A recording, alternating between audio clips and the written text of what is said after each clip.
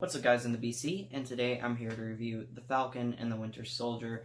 This is the second of the new Disney Plus MCU shows. It is created by Malcolm Spellman and stars Anthony Mackie, Sebastian Stan, David Brohl, Emily Van Camp, and Aaron Kellyman. So this is kind of a spoiler review. I'm going to get into some things. I'm not going to go over every single detail, but I'm going to get into some things that are spoilers, especially for the last couple episodes, so don't watch this if you haven't seen the show. So I guess the general plot is Bucky and Sam are brought together to go after some foreign terrorists who are using the super soldier serum to try to reunite the lower class after Endgame, because in Endgame, when the people got snapped away and there's half of the people left, in that 5 years, they had grown quite comfortable with the extra space and resources, but now that people are coming back after the Avengers stop Thanos, now that means that the governments are paying a lot more attention to the people coming back rather than the people who were already there, and they feel mistreated and neglected, so they are taking it upon themselves to unite the world, although it's through some pretty terrible acts. And that was a flaw I had with this. They seemed reasonable, but then they constantly had to do something bad every once in a while just for you to know that they're the villains. You'll have these really deep character scenes and the social commentary and all this stuff going on, but then they're like, oh, we have to throw in a joke or we have to throw in an action scene. And as an MC fan, I love the jokes and I love the action scenes. But for the series, it did feel a little jarring to have this really hard-hitting stuff along with some pretty, I guess, standard spy thriller fare.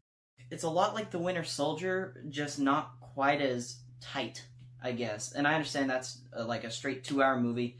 They went to it, and this is 6 hours, so they had to pick out what parts to expand.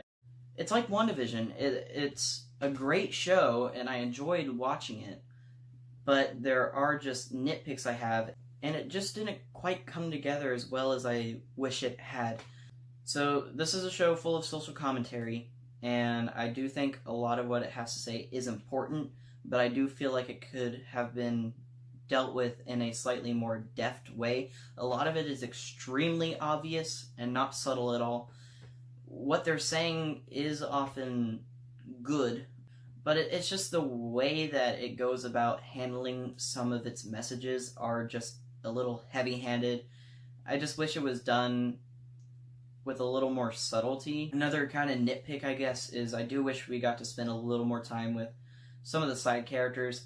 It does focus on their personal lives, Sam and Bucky's personal lives, which is great, and I love to see it, but I wish it was expanded on a little further than it was. I'm sure we will get more with them in the future. The show is 6 hours long, and yet because it's trying to build this big plot and mystery and everything, sometimes it can just feel like it's not doing everything with its characters that it could have been doing.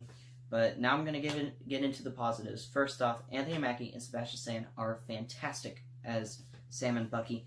They are so fun to watch. They have some really great dialogue between them that make them just feel so real, and I'm really glad we got to expand on these characters and their stories. I like how Sam struggles with taking on this huge mantle as Captain America, and how he feels and how Bucky feels when the government just strips that away from Sam and gives it to some random guy, John Walker. And John Walker's story was also quite fascinating, up until the end where it kind of lost its way, but I'll get into that a little later. For the first few episodes, these characters have such interesting things going on with them, and I love the struggles that they deal with. I love seeing how they deal with it and how they communicate with each other and how they process everything that's going on. Sam is very empathetic. Sympathetic. Let's put ourselves in their shoes, let's try not to fight. Whereas Bucky's a little more, let's just go get him, this is our job. And then you throw that wrench in there of the new Captain America, John Walker, who is kind of like Bucky, but even more aggressive and basically not understanding at all. He seems like a nice dude at first, and he smiles for the cameras, but underneath, he's very full of rage, and it's really great to see that brought out with him throughout the series. And if it weren't for the last episode, he would have been my favorite character, but the last episode drops the ball on John Walker's character, because they set him up as this guy who's on this mission, and he won't let anyone stand in his way, and it leads him to even more and more crazy choices and more insane choices, where he almost becomes a villain. I would say he does become a villain, but then they kind of throw that all away, and then in the 6th episode, he's just a hero again. I didn't really like the way they ended up taking him and just kind of throwing him into the final battle as a good guy. But aside from that, the first 5 episodes do a really great job showing his arc, and it was extremely fascinating to watch, especially that ending of episode 4 when he kills a man. That was one of the most shocking Marvel moments, and that has stuck in my brain since I watched it a month or 2 ago. Sharon Carter comes back, and she's a little different now. She's still a spy, she's still kind of a badass, but she has something secret going on, which is interesting to see how that plays out. That's one part that I'm not really going to get into, because I feel like the whole, I guess, power broker subplot was probably one of the weakest elements of the show. It's just like, oh, who's this guy who's watching you? Oh, it's Sharon Carter. Yay. Okay, whatever. I guess she's kind of bad now. Cool. They don't really show why she's bad. I guess because she was kicked out of America and S.H.I.E.L.D., so she's a little mad about that, but like, I don't know, that was one part of the show. Okay, just cool, whatever. Baron Zemo, love him.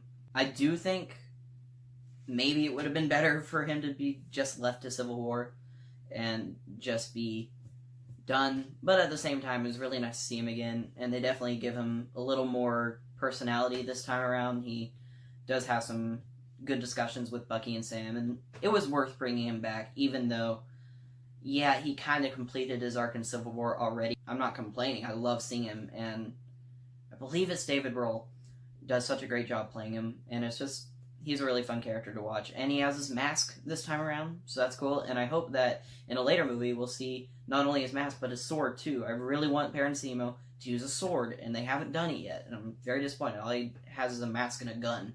I'm like, he needs to have a sword. That would be so cool. Let's get to the Flag Smashers. The Flag Smashers are another part of the show that I really like up until I kind of don't. They're really interesting most of the time, but then it all comes down to the last episode. The last episode was just very disappointing. It's much like WandaVision's conclusion, where it's just like, well, we gotta wrap it up somehow, so let's just have them all fight. That's kind of it. It kind of throws all the subtlety and commentary out the window just to have some action scenes, which are cool action scenes. I'm not denying that. There are some amazing fan servicey moments in that last episode that I was like, yeah, woo, Marvel, yeah. But then at the end of the day, I was like, okay, that was like, why did we have to watch 5 hours just to get to a few action scenes? It was a little disappointing, I guess. It's fun. It's got some really good things to say about things. It's got a lot of good commentary on things. It's got some great character work, awesome action, great humor. It's everything you would want, but it just doesn't quite come together as well as it should have, and that's disappointing, but that doesn't mean I dislike the show at all. I really enjoyed it. I thought it had some fantastic Marvel moments. John Walker killing that Flag Smasher will forever live on in my brain. Oh, Sam becomes Captain America at the end. I mean, we all knew it was coming, but like, it was just awesome to see, especially the new suit. Oh my god, that new suit is so good. It's right from the comics. It's the kind of the blue and white one. Oh, it's beautiful, and his whole arc was fantastic in the show.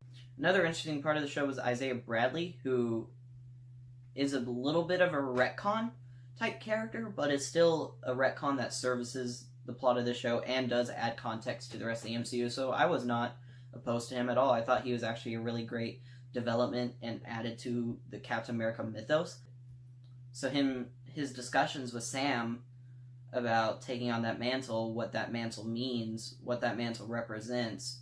Sure, to most people, it would just represent Steve Rogers, who is a great guy, but